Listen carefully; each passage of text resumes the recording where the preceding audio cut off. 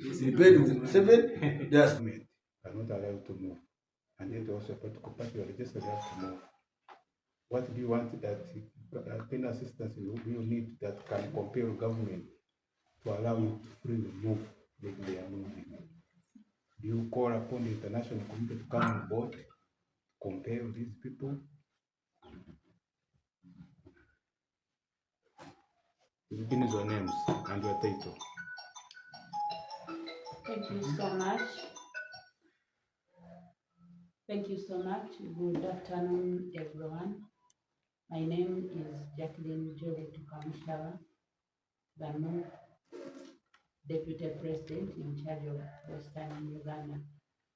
We have this opportunity to address the press on the issues of abduction, most especially in Western Uganda, that is taking a toll. Within these 2 months, we have had an abduction from Uganda, we have had an abduction from Narara, we have had one from Hoima, and another one from Ishaka.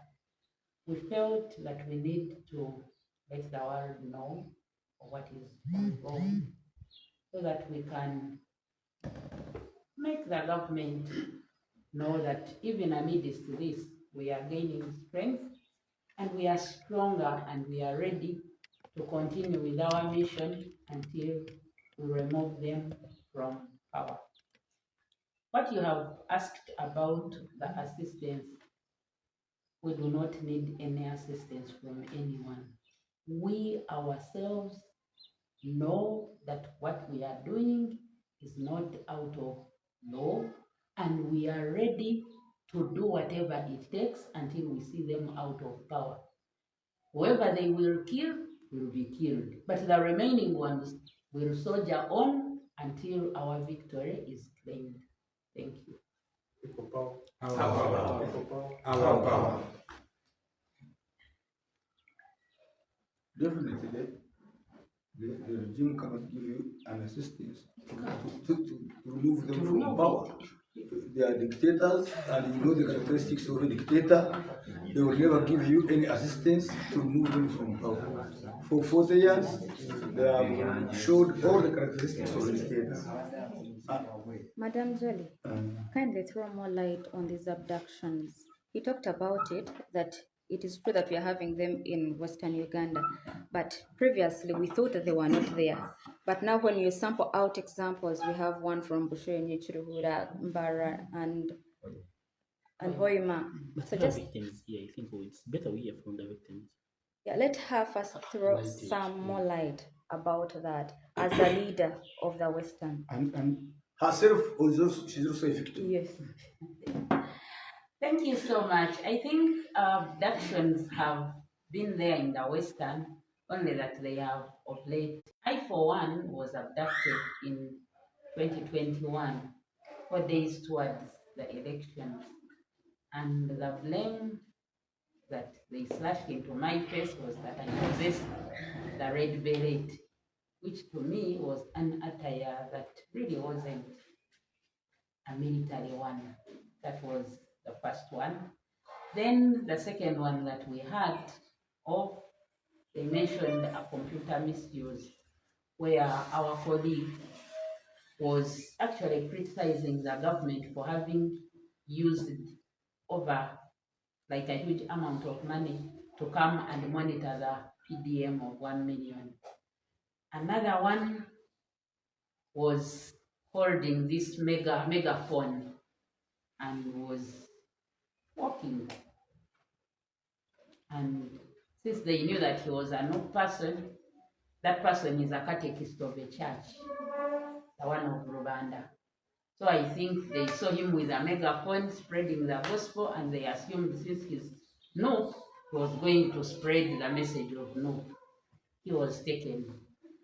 The two, nothing was mentioned. One was found in a restaurant and was taken. Another one was taken from his place of work, and we commonly know him as a person who tailors our attires. And as they took him, his sewing machines were equally taken. Then the other one that was found in a restaurant is a news anchor, I would say. He's very vocal. He normally presents no info on TVs and radios. So they didn't mention any claim, but we believe still the motive is one. They take whoever is trying to spread the gospel of national unity platform. How is the ground for Ankole ahead of the 2026 election? How are you ready to fight these abductions so that they should not escalate, especially here in the West? Thank you. Actually, there is nothing in our means that we are going to do not to escalate them. Because the more we increase, the more they also increase the abductions. But what we are going to do, once they are taken, our voices now to demand for them, we shall put them on pressure using the social media and every other avenue so that we put them on pressure to release them. But what I know, their intention is that whoever is taken is somehow intimidated, and the message is one: when you live here, don't talk about no. But surprisingly, whoever comes back is energized to speak for no even much more than he or she earlier did. Thank you. Do you think, of course, these soldiers must be acting on a command of someone. Do you think maybe resident risk commissioners, chairperson for the disputes, and maybe cows are all involved in ensuring that the activities are actually You want they, us they, to they, assume or you think we know? That one, no, I'm not going to answer. I'm not going to think okay, and pinpoint whoever. That one, I'm choosing not to answer. I do not know. next question. Mr. Brett, what do you have to talk about that one? You can take us through share with us what you went through in a restaurant called Calabash. Wait a minute. Yes. Before Mbuya, I was found at a restaurant called Calabash, and more than 5 people came with guns and told me that they wanted me in Mbuya. Not in Mbuya. The bosses wanted me. Of course, I tried to put a resistance against my arrest. They overpowered me and put me in their drone. I was handcuffed, and even the legs were tied. So I was put in a drone under the chairs, and I was taken to a place which I didn't know. I only discovered that I was in Imboya after reaching the cell.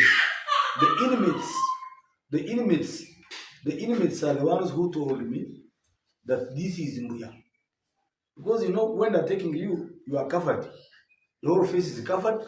You cannot know where you are being taken until you reach there. And I want to thank my president, His Excellency Chagwe Center. But when he learned about my arrest, my abduction, he wrote a protest note. And by the time I reached Mbuya, there was already confusion. People were asking themselves why they had arrested some of us. And when I reached down in the cells and I said, I've been arrested, I don't know the crimes for which I've been arrested, but I am a coordinator of National Unity Platform.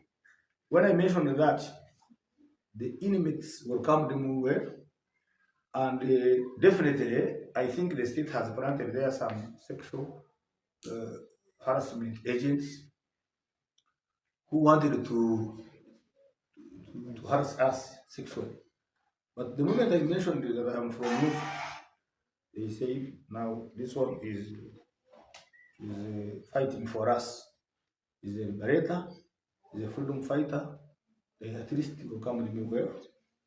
And nothing happened to me. But I want to tell you, it was, of course, I was given over 60 slaps from here to Kampala.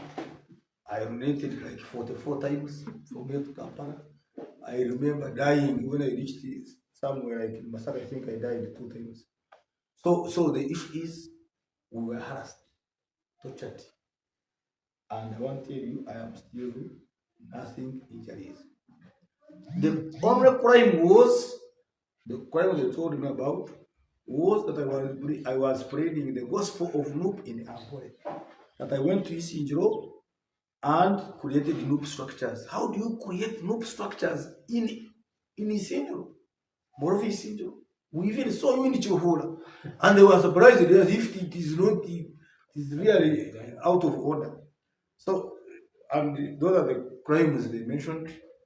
After a few days of torture and harassment, I was brought back here past midnight.